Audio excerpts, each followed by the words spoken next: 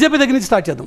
మొన్నటి ఢిల్లీ ఘటన తర్వాత కాకరోజు జనతా పార్టీ చూసింది ఆందోళనలు, తర్వాత ధర్మేంద్ర ప్రధాన్ రాజీనామా చేయాల్సినటువంటి పరిస్థితి, ఇవన్నీ చూసిన తర్వాత భారతీయ జనతా పార్టీ ఆలోచనలో ఏదైనా మార్పు వచ్చిందా, లేక కేవలం తాత్కాలికంగా యూత్ అనేటువంటి మాటని భారతీయ జనతా పార్టీ మాట్లాడిందా? ఒకటి మురళీకృష్ణ గారు, మీకు అలాగే ఈ డిబేట్లో పార్టిసిపేట్ అవుతున్నటువంటి పార్టిసిపెంట్స్ అందరికీ కూడా నమస్కారం. TV9 ప్రేక్షకులకి కూడా మీరు అడిగినటువంటి క్వశ్చన్ ఒకటి, యువత విషయంలో భారతీయ జనతా పార్టీ ఇప్పుడు జరిగినటువంటి ఉద్యమం తర్వాత ఆలోచన మారిందా అని. అసలు భారతీయ జనతా పార్టీ ప్రప్రథమంగా ఇచ్చేటటువంటి ఇంపార్టెన్స్ ఏదైనా ఉంది అంటే అది యువతకే.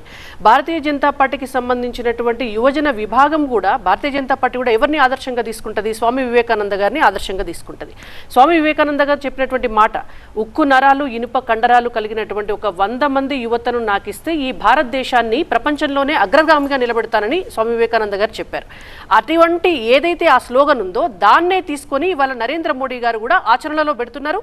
అందుకే ఈ 12 ఏళ్ల కాలంలో భారతదేశం అనేటువంటిది ఇవాళ ఆర్థిక స్థిరత్వం కలిగినటువంటి దేశాల్లో 4వ స్థానాన్ని చేరుకుంది.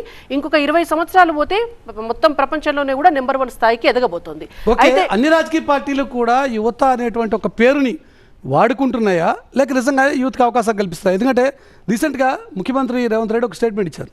ప్రస్తుతం చట్టసభల్లోకి ప్రవేశించేటువంటి వయసు 25 ఏళ్ళు ఉంది, ఓటుకు మాత్రం 18 ఏళ్ళు ఉంది. ఇది ఎక్కడ వ్యత్యాసం?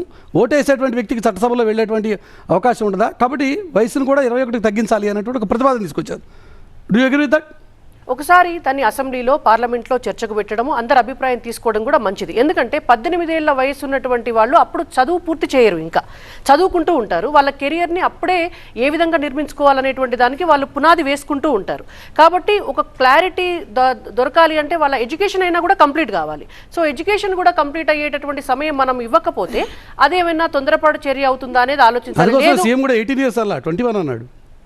21 అయినా 25 నుంచి 21కి తీసుకుంటున్నారు. సో 25 నుంచి 21కి తీసుకున్నా కూడా ఇవాళ రేపు పిల్లలంతా కూడా అబ్రాడ్ వెళ్ళి చదువుకొని వస్తున్నారు, ఇక్కడ కూడా చదువుకుంటున్నారు. 21కు కూడా ఎడ్యుకేషన్ ఎవరిది అవ్వట్లేదు.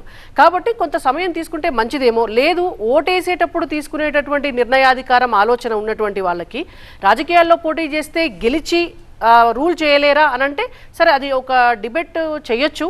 చేయలేరు అనేది కాదు, నాయకత్వ లక్షణాలు కొంతమందికి 20 ఏళ్లకు 19 ఏళ్ళకు కూడా వస్తాయి, రావని ఇంకా. మొన్న ఢిల్లీలో చూస్తే అందరు యంగ్స్టర్సే చాలా యాక్టివ్గా పార్టిసిపేట్ చేశారు. ఒక్కొక్కళ్ళ ఆలోచన విధానం, మాట తీరు చూస్తుంటే ఇప్పుడున్నటువంటి సమకాలీన రాజకీయ నాయకులు అందరికంటే కూడా చాలా క్లారిటీ ఆఫ్ థాట్ ఉన్నట్టు అనిపించింది.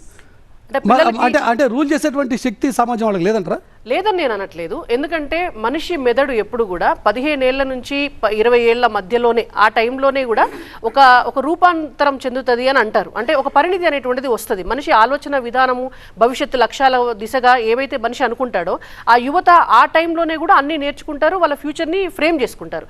కాబట్టి ఇవాళ ఉన్నటువంటి సోషల్ మీడియా యుగంలో, ఇవాళ ఉన్నటువంటి టెక్నాలజీ ఆధారంగా యువత అందరూ కూడా ప్రపంచంలో ఏం జరుగుతుందో తెలుసుకుంటున్నారు. అంటే ఎట్లాంటి గవర్నమెంట్ ఉండాలి అనేటువంటిది అర్థం చేసుకోగలుగుతున్నారు, ఎటువంటి వాళ్ళైతే మనల్ని బాగా రూల్ చేయగలుగుతారు అనేటువంటిది అర్థం చేసుకోగలుగుతున్నారు, ఈ దేశానికి ఏం కావాలి, వాళ్ళకి ఏం కావాలి అనేటువంటి దాన్ని కూడా అంచనా వేయగలుగుతున్నారు. కాబట్టి